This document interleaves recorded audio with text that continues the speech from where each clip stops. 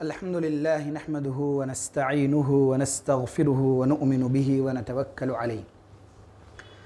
ونعوذ بالله من شرور أنفسنا ومن سيئات أعمالنا من يهده الله فلا مضل له ومن يضلله فلا هادي له وأشهد أن لا إله إلا الله وحده لا شريك له وأشهد أن محمدًا عبده ورسوله أما بعد فإن خير الحديث كتاب الله وخير الهدي هدي محمد صلى الله عليه وسلم وشر الأمور محدثاتها وكل محدثة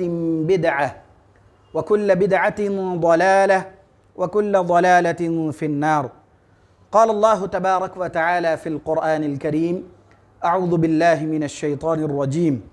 يا أيها الذين آمنوا اتقوا الله حق تقاته ولا تموتن إلا وأنتم مسلمون.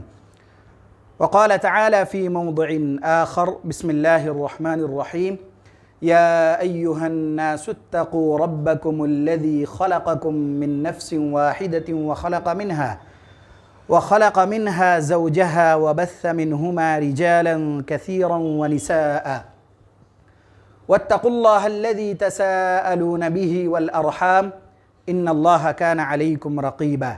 وقال تعالى في موضع آخر: أعوذ بالله من الشيطان الرجيم. يا أيها الذين آمنوا اتقوا الله وقولوا قولا سديدا يصلح لكم أعمالكم ويغفر لكم ذنوبكم ومن يطع الله ورسوله فقد فاز فوزا عظيما. تمام قسم کی تعریفات و توصیفات، کبریائی و بڑائی، حمد و ثنا صرف اور صرف اس اللہ رب العالمین ہی کے لیے لائق و زیبا اور سزاوار ہے جس نے سارے جہاں کو بنایا، جو سارے جہاں کا خالق و مالک ہے اور سارے جہاں کے نظام کو بخوبی چلانے والا ہے۔ بعدہ بے شمار درود و سلام نازل ہو نبی آخر الزماں محمد عربی صلی اللہ علیہ وسلم پر۔ حاضرین جمعہ، آج کے خطبہ شروع ہونے سے پہلے ایک بات آپ کے گوش گزار کر دوں، اور یہ گاہے بگاہے میں کرتا بھی رہتا ہوں، اور آپ میں سے بہت ساروں کو معلوم بھی ہے، ہو سکتا ہے کچھ کو معلوم نہ بھی ہو، چونکہ اللہ کے نبی صلی اللہ علیہ وسلم خطبے میں کھڑے ہو کر کہہ دیتے تھے کہ اگر کوئی آدمی مسجد میں آیا اور بغیر 2 رکعت پڑھے کہ جمعے کے دن بیٹھ گیا تو اللہ کے نبی صلی اللہ علیہ وسلم نے ایک صحابی سے کہا، وہ بیٹھ گئے، ان سے کہا کہ اٹھو 2 رکعتیں پڑھو اور پھر بیٹھو۔ تو اللہ کے نبی صلی اللہ علیہ وسلم کا جو یہ عمل تھا، آپ کا جو یہ معمول تھا کہ صحابہ کو آپ نے بیٹھنے کے بعد کھڑا کیا اور پھر 2 رکعتیں ان کو پڑھوایا، پھر ان کو بیٹھنے کی اجازت دی۔ اللہ کے نبی صلی اللہ علیہ وسلم کے اس عمل سے پتہ چلتا ہے کہ جب بھی ہم جمعے کے دن خاص طور پر مسجد میں آئیں،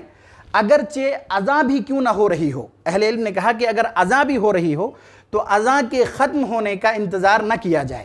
بعض دفعہ ذہن میں رہتا ہے کہ پتہ نہیں اذان ختم ہو جائے پھر 2 رکعتیں پڑھیں گے پھر بیٹھیں گے، بعض دفعہ ایسا ہوتا ہے کہ جگہ نہیں ہے، اس وجہ سے آدمی تھوڑا جگہ بنا کے بیٹھ گئے، کئی طرح کی چیزیں سامنے آتی ہیں، اور گاہے بگاہے میں نے یہ باتیں بتلائی ہیں کہ اگر آپ جمعے کے دن مسجد آ رہے ہیں تو مسجد آنے کے وقت، یعنی مسجد میں داخلے کے وقت جو سب سے پہلا کام ہونا چاہیے وہ کیا ہونی چاہیے؟ کم از کم 2 رکعتیں آپ پڑھیے، اس کے بعد بیٹھیے، اگرچہ اذان ہی کیوں نہ ہو رہی ہو، خطبہ ہی کیوں نہ ہو رہا ہو، 2 رکعتیں آپ ادا کیجئے، پھر بیٹھیے، پھر اس کے بعد خطبہ سنیے۔ یہ باتیں کئی دفعہ آ چکی ہیں اور گاہے بگاہے آتی ہی رہیں گی اگر چیزیں سامنے آئی، تاکہ ہم سب کی اصلاح ہو سکے۔ اللہ تبارک و تعالی ہم سب کی صحیح چیزوں کی طرف رہنمائی فرمائیں۔ آج کا جو عنوان ہے وہ نہایت ہی حساس ہے اور ساتھ ساتھ ہم سب کے لیے بہت اہم اور ضرورت کا حامل بھی ہے۔ عنوان جو لوگ اس مسجد کے گروپ سے جڑے ہوئے ہیں ان کو عنوان کا پتہ ہے کہ آج کا جو خطبے کا عنوان ہے وہ یہ ہے کہ حالات حاضرہ، یعنی اس وقت کے حالات، اس کے اسباب یعنی وجوہات کہ یہ حالات کیوں بنے، اس میں ہماری کیا غلطی اور ہماری کیا خامیاں رہی، ہماری جانب سے کون سی کوتاہیاں سامنے رہیں، اور پھر اس کے اسباب اور علاج کہ کون سی چیزیں ہمیں کرنی چاہیے کیا کردار ہمیں ادا کرنے چاہیے اس نازک حالات میں۔ اس عنوان کا انتخاب اس وجہ سے بھی کیا گیا، ہم سبھی جانتے ہیں کہ الیکشن بالکل قریب ہے اور یہ ایک اہم وقت ہے کہ آپ کے سامنے ان حالات کے بارے میں چند چیزیں آپ کے سامنے رکھی جائیں اور ایک ایسی چیزوں کی طرف ہماری اور آپ کی رہنمائی ہو کہ اس الیکشن کے ذریعے سے، اس انتخابات کے ذریعے سے، جو لوک سبھا الیکشن ہونا ہے اس کے ذریعے سے ہم اپنے جو پاور ہیں، جو ہمارے حقوق ہیں، ان حقوق کو اچھی طرح سے ہم استعمال کر سکیں۔ اور ہمارے اندر جہاں بہت ساری کوتاہیاں ہیں، وہیں پر ایک کوتاہی یہ بھی ہے کہ ہم سبھی جانتے ہیں، ملک کے حالات سے واقف بھی ہیں، ساری چیزیں ہماری نظروں کے سامنے ہیں، ہم بار بار اس کا مشاہدہ کر رہے ہیں، سن رہے ہیں، جان رہے ہیں، اس کے باوجود ہمارے اندر وہ تڑپ، وہ جذبہ جو ہمارے حقوق ہیں، ان حقوق کو ادا کرنے کی بھی تڑپ پیدا نہیں ہو رہی ہے۔ اس لیے مناسب معلوم ہوا کہ آپ کے سامنے اس عنوان کے تحت کچھ اہم باتیں رکھی جائیں۔ اگر آج کے خطبے میں مکمل ہو گئی تو ٹھیک، ورنہ انشاءاللہ آئندہ خطبہ بھی اسی عنوان پر چند اہم باتیں، چند باریک اور ایسی باتیں جس میں ہم بہت کوتاہی سے کام لیتے ہیں، جس میں ہم بالکل توجہ نہیں دیتے، جس کی طرف ہمارا دھیان نہیں جاتا۔ بعض دفعہ آپ دیکھیں گے اور ہم دیکھتے ہیں، مشاہدہ کرتے ہیں کہ ہمارے پاس جو آئیڈنٹیٹی ہے فزیکلی طور پر، یعنی آدھار کارڈ یا دیگر چیزیں، اس میں بھی اتنی کوتاہیاں ہیں کہ جو لوگ اسے بنانے، دیکھنے، سننے والے ہیں ان سے معلوم کیجئے، سینٹروں پر جائیے، وہاں دیکھیے کہ کس طرح سے مسلم قوم کی ہجوم لگی ہیں۔ ہر آدمی اس کو درست کرنے میں لگا ہوا ہے۔ یہ ایک اچھی بات ہے کہ آدمی درست کر رہا ہے، لیکن ضرورت اس بات کی بھی ہے کہ ہم اسے وقت سے پہلے ان ساری چیزوں کو کیا کریں؟ درست کریں۔ یہ ایک چیز ہوئی۔ اس عنوان کے تحت چند چیزیں میں نے اس کو نکات کے طور پر رکھا ہے کہ سب سے پہلے ملک کے مختصر حالات آپ کے سامنے رکھے جائیں۔ یقیناً ہم میں سے ہر شخص جانتے بھی ہیں، کچھ اس سے واقفیت نہ ہو، سوشل میڈیا یا دیگر چیزوں سے دوری کی وجہ سے ہو سکتا ہے اس کے معلومات نہ ہوں، لیکن اکثریت ہم میں سے یہی ہوں گے جو ان حالات سے بخوبی واقف ہیں۔ اس کے بعد یقیناً ملک کے اس حالات میں ہر ایک نے کچھ نہ کچھ حصہ داری لی ہے۔ جو غیر ہیں ان کی جو حصہ داری ہے ان پر بات چیت کرنے کا کوئی خاص فائدہ نہیں ہے۔ ضرورت اس بات کی ہے کہ ہماری جانب سے کیا کوتاہیاں ہوئیں، ہم نے کس طرح سے سستی اور کاہلی سے کام لیا، ہماری جانب سے کس طرح سے ہم نے کمی اور خامیوں کا مظاہرہ کیا کہ ہمیں یہ حالت دیکھنی پڑی۔ اس کے بعد جو تیسرا مرحلہ اور تیسری چیز ہے وہ یہ ہوگی انشاءاللہ کہ اس حالات میں ہماری کیا ذمہ داری بنتی ہے، ہمیں کیا کرنے چاہیے اور ہمارا رد عمل کیا ہونا چاہیے۔ بعض دفعہ لوگ جذبے اور جوش میں ہوتے ہیں اور کچھ ایسے کام بھی کر جاتے ہیں جو بالکل نامناسب ہیں، نہ ان کے دین کے لیے خیر ہے اور نہ ہی ان کی ذاتی اور نفسیاتی طور پر خیر اور بھلائی ہے، نہ ہی ان کے متعلقین اور رشتہ داروں کے لیے خیر اور بھلائی ہے۔ ضرورت اس بات کی ہے کہ صحیح رہنمائی کی جائے اور صحیح باتوں کی طرف آپ کی رہنمائی ہو، ہم اپنے پاور کا، اپنے حقوق کا کس طرح سے استعمال کر سکیں، ان سب چیزوں کی طرف انشاءاللہ آپ کی رہنمائی کرنے کی کوشش کروں گا۔ سب سے پہلی چیز، پہلا نکتہ کہ ملک کے حالات ابھی کیا ہیں۔ ہم سبھی جانتے ہیں کہ ملک کے حالات ایسے ہیں کہ نہ صرف یہ کہ ہماری جانوں، مالوں اور دیگر چیزیں محفوظ نہیں ہیں، بلکہ ہمارے دین اور ہمارے اسلام اور جو ہمارے سب سے اہم حصہ ہے ہمارے دین کا، وہ چیزیں بھی اس طرح سے سامنے آتی ہیں کہ فیوچر میں اور مستقبل میں یہ ساری چیزیں خطرے کا سامنا کرنے کو تیار ہے۔ ہم یہ بار بار خبریں سنتے ہیں کہ مساجد کو، عبادت گاہوں کو کس طرح سے نقصان پہنچایا جا رہا ہے اور کس طرح سے الگ الگ چیزیں لائی جا رہی ہیں تاکہ ہماری عبادتوں میں کسی نہ کسی طرح سے خلل پیدا کیے جائیں، تاکہ جو امن و سکون کا ماحول ہمارے اندر تھا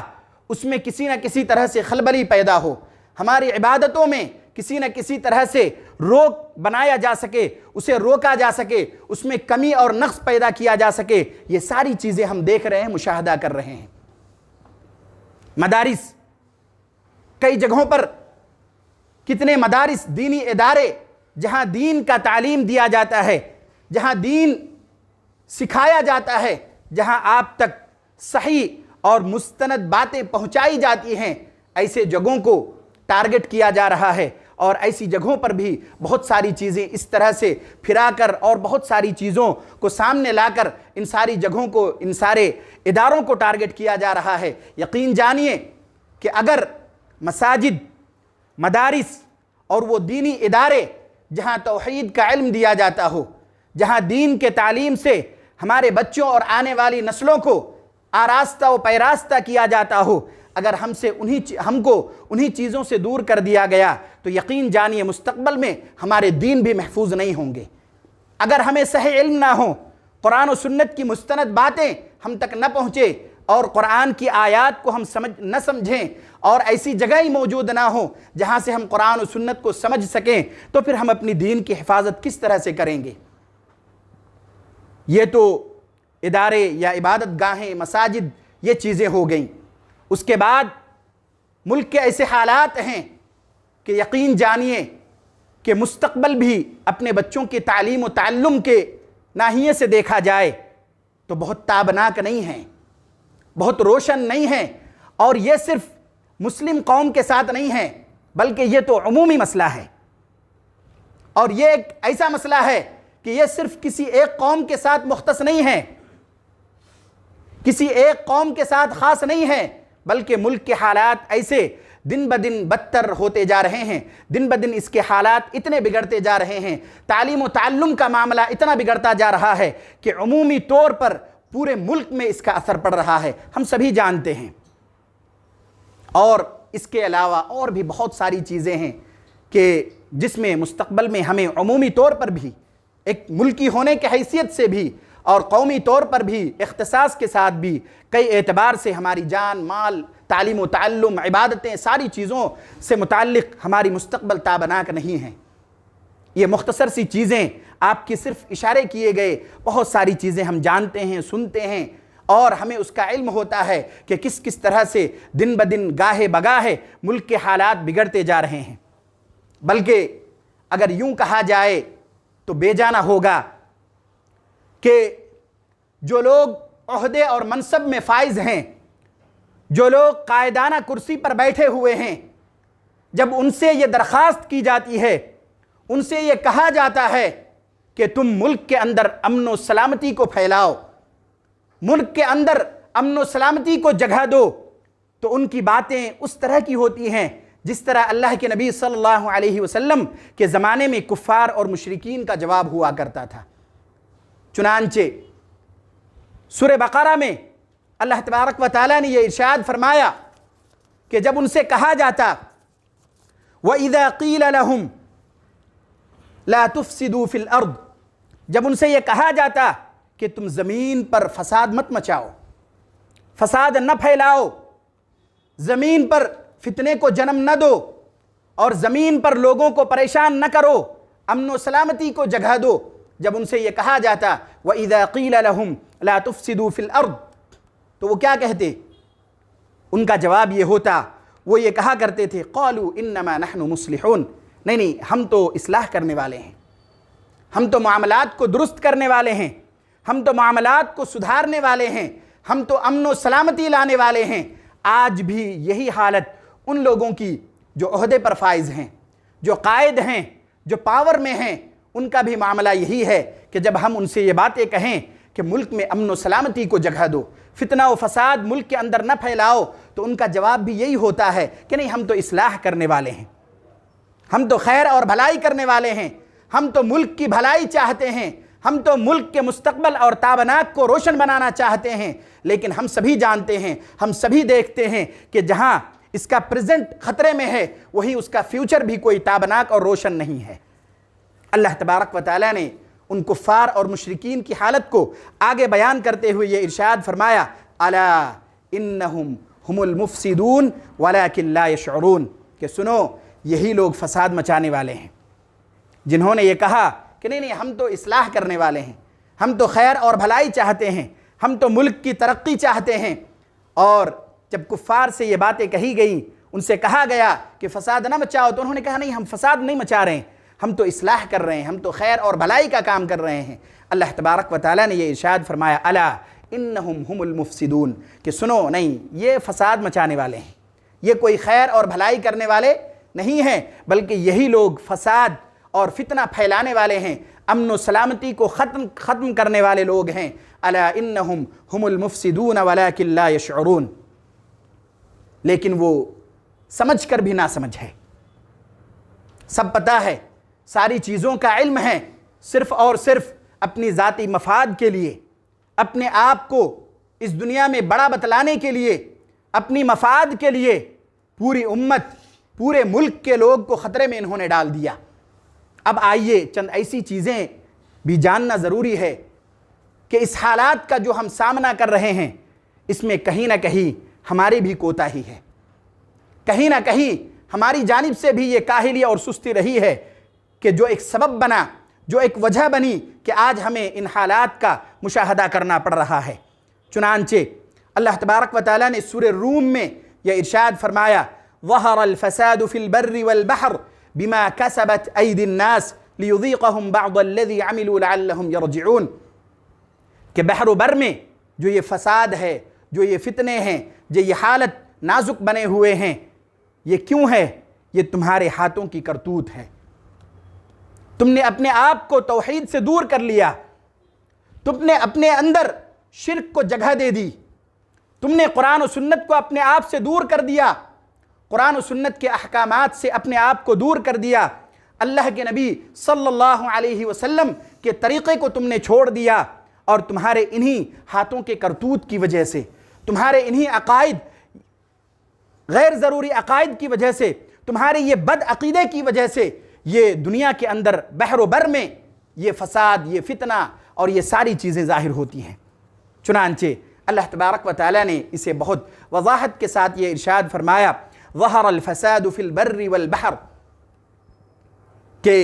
فساد ظاہر ہو گیا بحر و بر میں، فساد ظاہر ہو گیا، اور اس کی وجہ کیا ہے؟ بما کسبت ایدی الناس، یہ لوگوں کے کرتوتوں کی وجہ سے ہوئی، ان کے بداعمالیوں کی وجہ سے ہوئی، ان کے بدعقیدگی کی وجہ سے ہوئی۔ انہوں نے دنیاوی چیزوں کو دیکھ کر، کچھ لالچ کو پا کر، کچھ آرائش اور زیبائش کو سامنے دیکھ کر اپنے اندر توحید کو جگہ دینے کے بجائے شرک کے راستے انہوں نے کھول دیے، بدعات اور خرافات کے راستے لوگوں نے کھول دیے۔ یہی وجہ بنی کہ فتنہ و فساد دنیا میں پھیل گیا۔ اللہ تبارک و تعالیٰ نے آگے ارشاد فرمایا لیذیقہم بعض الذی عملوا لعلہم یرجعون، تاکہ تم میں سے بعض کو اللہ تعالیٰ اس کا مزہ چکھائے۔ جو بداعمالیاں تم نے کی ہیں، جو اللہ کے ساتھ تم نے شریک ٹھہرایا ہے، جو قرآن و سنت کو تم نے پس پشت ڈال دیا ہے، تاکہ اللہ تبارک و تعالیٰ تمہیں ان فسادات کی بنیاد پر، ان خرابی کی بنیاد، ان خرابی کے ذریعے سے تمہیں کچھ مزہ چکھائے، تاکہ تم کیا ہو جاؤ؟ لوٹ جاؤ۔ کیا اس سے بھی زیادہ کچھ مزہ چکھنے کی ضرورت ہے؟ اب وقت ہے کہ ہم اپنے آپ کو سدھاریں، اب وقت ہے، اور اگر ہم نے اب بھی تاخیر کر دی اور ہم اسے اب بھی کوتاہیوں سے کام لیا تو یقین جانیے مستقبل میں نہ ہمارے دین محفوظ ہوں گے، نہ ہم ہمارے عقائد کی حفاظت کر سکیں گے، اور نہ ہی ہم اپنی عبادتوں کو امن و سکون کے ساتھ ادا کر سکیں گے، نہ ہی ہم اپنی دینی تعلیم و تعلم کو امن و سلامتی کے ساتھ جاری رکھ سکیں گے۔ اللہ تبارک و تعالیٰ نے یہ وجہ بھی بیان کر دی کہ تم نے یہ چیزیں کی تاکہ ہم تمہیں چکھائیں جو تم نے بداعمالیاں کی ہیں، تاکہ تم لوٹ آؤ۔ سورہ شورى میں اللہ تبارک و تعالیٰ نے یہ ارشاد فرمایا وَمَا أَصَابَكُم مِّن مُّصِيبَةٍ فَبِمَا كَسَبَتْ أَيْدِيكُمْ وَيَعْفُو عَن كَثِيرٍ، کہ جو مصیبتیں تمہیں پہنچتی ہیں، جو پریشانیاں تمہیں لاحق ہوتی ہیں، جو ملک کے حالات کا سامنا ہمیں کرنا پڑتا ہے، جو ہماری عبادت گاہوں کو ٹارگٹ کیا جا رہا ہے، کیوں نہ کی جائے گی؟ ہم نے عبادت گاہوں کو خالی رکھ دیا۔ ضرورت اس بات کی تھی، بہت سارے ایسے نیوز آئے کہ ایسی ایسی مسجدوں کو منہدم کر دیا گیا جہاں لوگ ہی نہیں تھے اس کو آباد کرنے کے لیے، جہاں لوگ ہی نہیں تھے کہ وہاں جا کر نمازیں ادا کی جا سکیں، دین کی باتیں کی جا سکیں،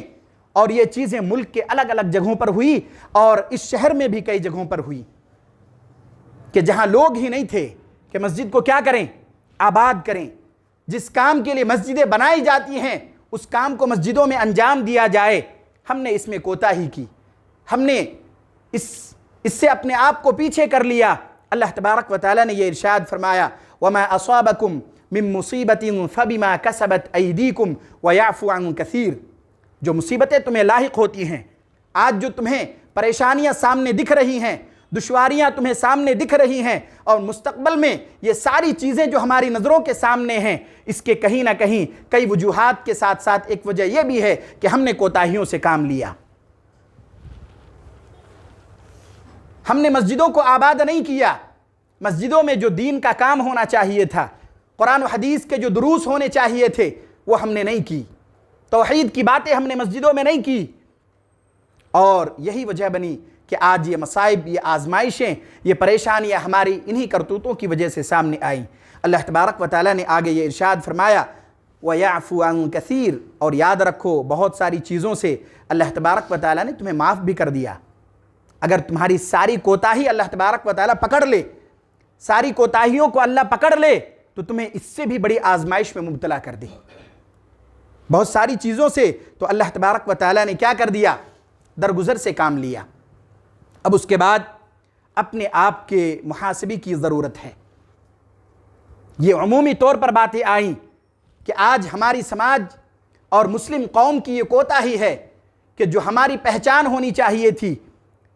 جو ہمارا ایک پہچان ہونا چاہیے تھا کہ اس کے ذریعے سے ہم پہچانے جاتے ہیں، اسی میں ہم سب سے پیچھے ہیں۔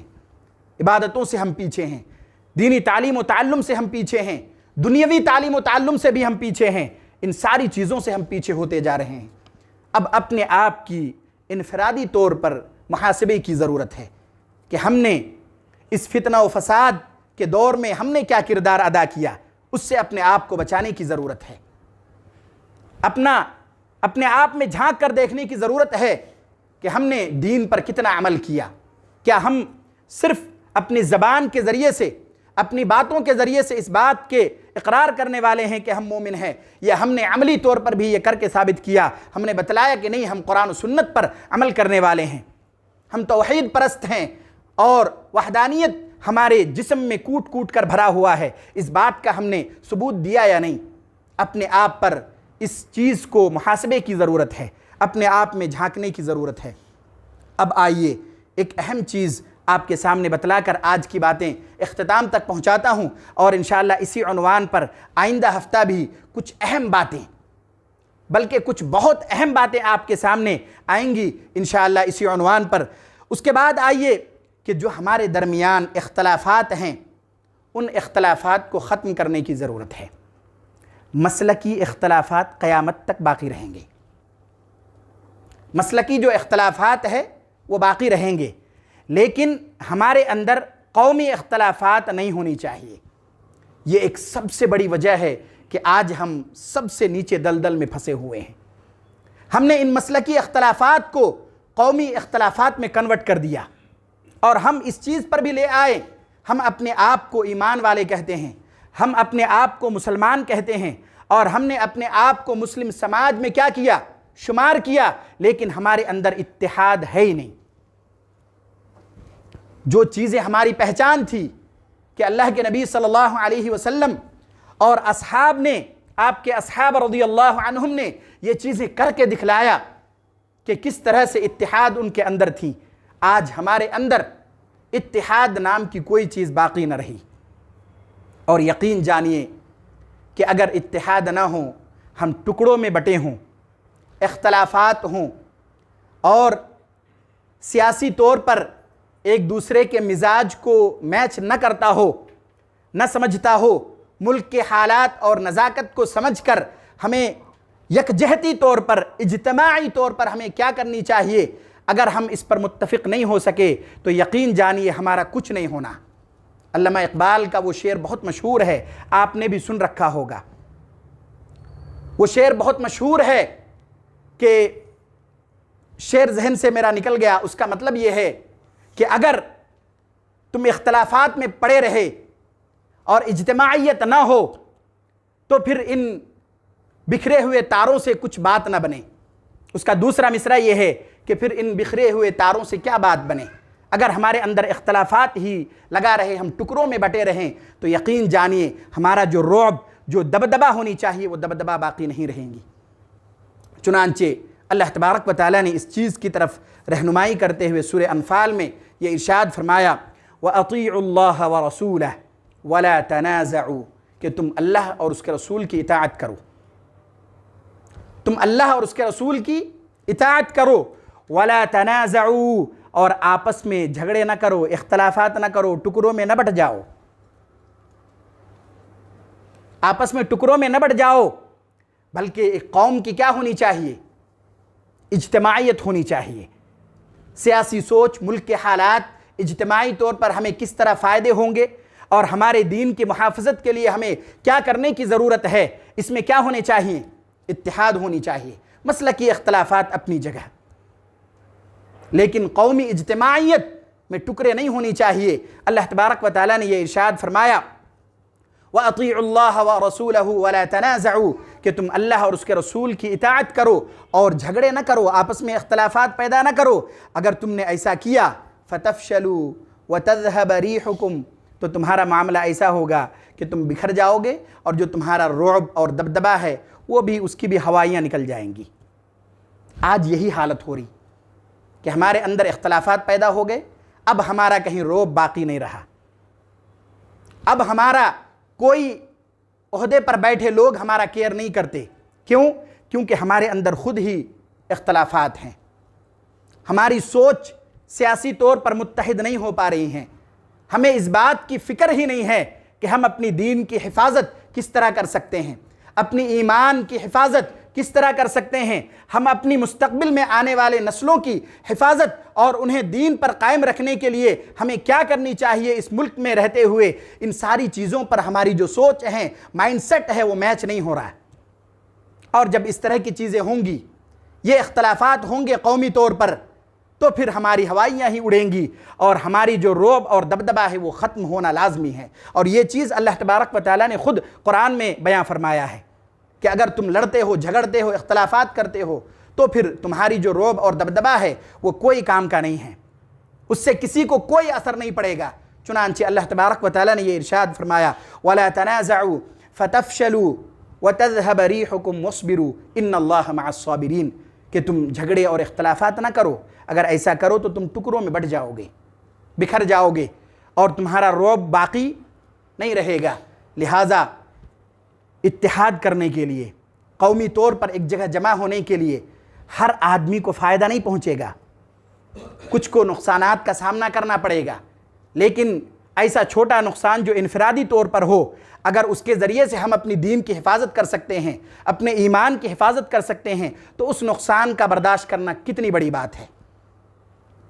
اس نقصان کو انفرادی طور پر، ذاتی طور پر جھیلنا کتنی بڑی بات ہے، کوئی بڑی بات نہیں ہے۔ ضرورت اس بات کی ہے کہ ہم اپنی ذاتی مفاد کو الگ رکھ کر، ہم اپنی ذاتی فائدے کو الگ رکھ کر اجتماعی طور پر سوچیں کہ ہم اپنے دین کی حفاظت کس طرح سے کر سکتے ہیں، ہمیں ان حالات، ان نازک حالات میں ہمیں کیا اقدام کرنے چاہیے، اور کس طرح سے اتحاد اور اتفاق ہمارے اندر ہونی چاہیے تاکہ ہم اپنے لیے دین ایمان کی حفاظت کر سکیں، اپنے آنے والی نسلوں کے لیے دین کو اسی طرح پہنچا سکیں جس طرح ہم تک دین پہنچی ہیں، دین کے احکامات کو اسی طرح پہنچا سکیں جس طرح ہم تک دین کے احکامات پہنچے ہیں، ورنہ کچھ نہ کچھ ہمارے دینوں میں خلل پیدا کرنے کی کوششیں ابھی سے جاری ہیں۔ اور اگر آج بھی ہم متحد نہیں ہوئے، اتفاق ہمارے اندر قومی طور پر نہیں آئی، تو ان ساری چیزوں کا سامنا کرنا پڑ سکتا ہے۔ اللہ تبارک و تعالی ہم سب کی حفاظت فرمائیں۔ اخیر میں اللہ تبارک و تعالی سے دعا ہے کہ یا الہ العالمین ہم میں سے جو لوگ پریشان حال ہیں ان کی پریشانیوں کو دور فرما دے۔ یا الہ العالمین ہماری دین و ایمان کی حفاظت فرما۔ یا الہ العالمین ہماری عبادت گاہیں، مساجد اور مدارس دینی اداروں کی بھی حفاظت فرما۔ یا الہ العالمین ہم میں سے جو لوگ بیمار ہیں انہیں شفائے عاجلہ کاملہ دائمہ مستمرہ نصیب فرما۔ یا الہ العالمین ہم میں سے جو لوگ اس دنیا سے گزر چکے ہیں ان کے سیئات کو درگزر فرما، ان کے حسنات کو قبول فرما، ان کو جنت میں اعلیٰ سے اعلیٰ مقام نصیب فرما۔ یا الہ العالمین ہم میں سے جو لوگ معاشی، تجارتی اور کاروباری سلسلے میں پریشان حال ہیں ان کی پریشانیوں کو بھی دور فرما۔ یا الہ العالمین ہم میں سے جو لوگ قرض میں ڈوبے ہوئے ہیں ان کے قرض کی ادائیگی کا سامان مہیا فرما۔ آمین وآخر دعوانا ان الحمد للہ رب العالمین۔